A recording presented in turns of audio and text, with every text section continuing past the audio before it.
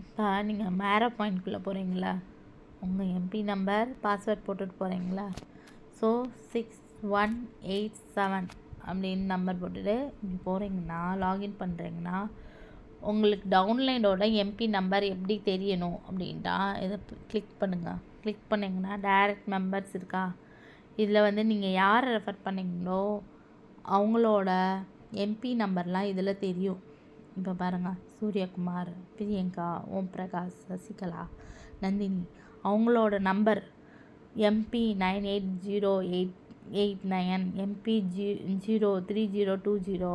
So இவங்களோட MP number இது. So அவங்களோட எம்பி நம்பரும் உங்களுக்கு தெரியும்.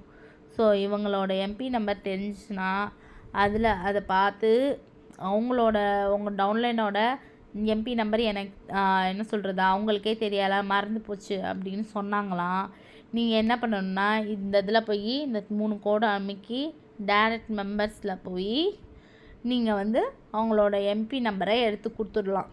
சரியா, திரும்பி ரிஜிஸ்டர் பண்ண தேவையில்லை. இந்த எம்பி நம்பர் மட்டும் பார்த்து எடுத்து கொடுத்தா போதும்.